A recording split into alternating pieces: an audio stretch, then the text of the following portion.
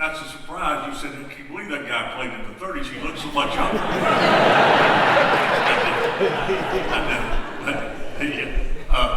My father was from Rogersville, Alabama, which is northeast East Lauderdale County, crossroads, and he was good enough to have a football scholarship at the University of Tennessee in the 30s, which was a national power. And he was all set to go to Tennessee, and Coach Bancroft, what a silver-tongued devil, I never knew him. He came to see my dad and said, you're gonna go to Tennessee? Oh my goodness, they'll have 100 guys out for football. They'll never honor the scholarship.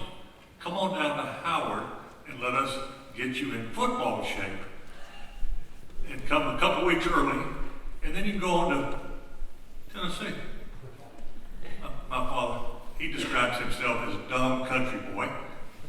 That's the way my father referred to himself. But anytime somebody says that to you, grab your wallet because you're going to get slickered. So, but he did that. He packed his extra shirt, his extra pair of pants, hitchhiked to Birmingham, and showed up at Samford, which is Howard, same thing. And he shows up, and he's there for 2 weeks. And in the Depression, he's getting fed 3 meals a day and makes friends. He never shows up in Tennessee. So he, I guess his most famous thing while at Howard was Alabama's Rose Bowl team in 1936 was used playing Howard as a warm-up game. And it's kind of like when Alabama played Louisiana Monroe, you might remember Saban's first year. That's a different issue. But so he shows up, and at that ball game, as you already heard, that game ended tied 7-7. Well, they only had one football back then. The winning team got the football. Well, the Alabama boys were so mad as Rose Bowl champions to be tied by little old Howard College from Eastlake that they carried it in their locker room. Well, give credit to Coach Frank Thomas, Alabama coach. He took the football and carried it back to the Howard locker room, gave it to my dad, and said, y'all outplayed us. It's amazing. And you deserve the football. And they said, the newspaper, somebody alluded to Benny Marshall, asked the story about what, are you surprised with little Howard College? And Coach Thomas said, well, I think that the teams were about even, but Cooper was twice as good as anybody on our team. On the Alabama team that day was Bear Bryant. So, and then when my father was inducted in the Alabama Sports Hall of Fame in 1978, he donated the football, and it's in the display case in Alabama Sports Hall of Fame today. So amazing how that football has gone around. But after he graduated, he went to the Detroit Lions, offered him $90 a week in the 30s to play for the Detroit Lions. That's big money in the Depression, I'm telling you. And but he held out and got $100 a game for the Brooklyn Dodgers in cash. They played the players in cash back then from the gate receipts. You lined up and they gave you cash. I'm sure they recorded that on their income taxes, but that's not my business.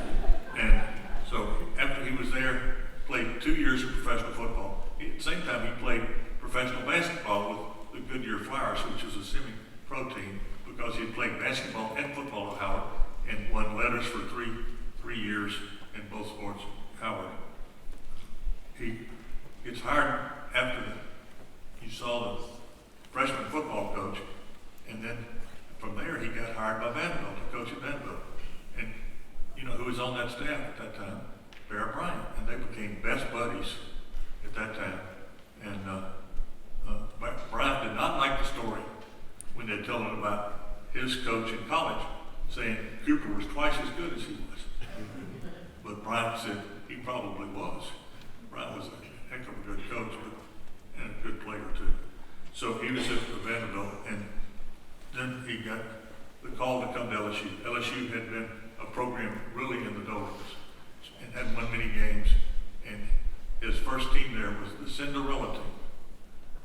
It's in all LSU history that they had not played well for 3 or 4 years, hadn't won many games. And that Cinderella team went to the Sugar Bowl. it was an amazing run. And in the Sugar Bowl, they unfortunately they had to take Oklahoma West another story. Oklahoma beats 2 out of them, but we're not going to go there. And he later, after my father had already passed away, I talked to one of the guys on that Cinderella team. And I said, "Oh, you played for my dad?" He said, "Your dad's Norman Cooper." I said, "Yeah." He said, "He was the meanest, nicest man I've ever met in my life." I said, "What?" He said, "Well, the first day he got the team together, and he was being introduced to the team, and they're showing last year's films in a projector and a screen, and he watches them for about 5 minutes, and he knocks the projector off, jumps up and down on it, breaks it into pieces, then goes up and tears the screen apart." And he said, got our attention pretty quickly. And and your father turned around and said, "Boys, y'all are the sorriest, fattest, slowest college football team I've ever seen." And I said, "Okay, that's the mean part." He said, "No, there are other mean parts, but that's what I remember." But I said, "What about the nice part?" He said, "Well, the first road trip, your father called me in his office. I was terrified. We all were terrified." And he said, "Do you have a suit of clothes?" I said, "No, sir, I don't have a suit of clothes." He said, "Come with me."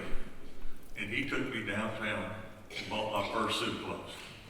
And he said, "I know your parents drove a used Chevrolet, but," he said, "if you tell anybody, you know what'll happen to you in practice."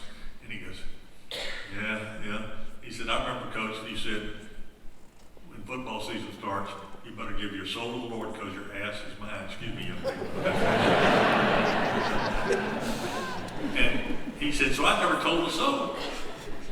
And in the 20th reunion of the Cinderella team, he found out that my father had bought 20 suits of clothes for the 4 country boys on that team. And all of them were afraid to tell anybody until the 20th reunion.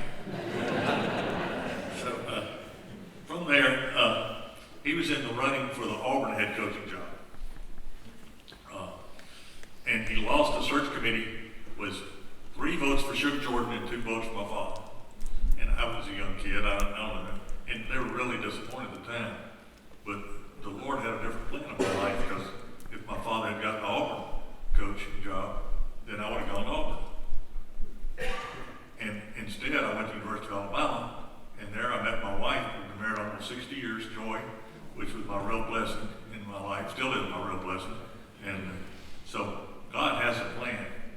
So sometimes you take different paths, and you think, "I wish I'd gone this way." No, just hang in it. It'll come around. And so after the Auburn job didn't go his way, he decided he said, "I'd throw away my Tums," or Pepsi, I guess it'd be today, "and I'm going to go into business. I can't handle this anymore. I got to depend on what 18, 22-year-olds are going to do on Saturday." He said, "Who knows what they're going to do? Maybe the quarterback broke up with his girlfriend Friday night. He didn't know about it. He's not going to play very good." So he went into business and in various sales positions. And then he decided late in his business career, he had his own investment banking firm. And it was very successful, primarily because of the contacts he made at Howard.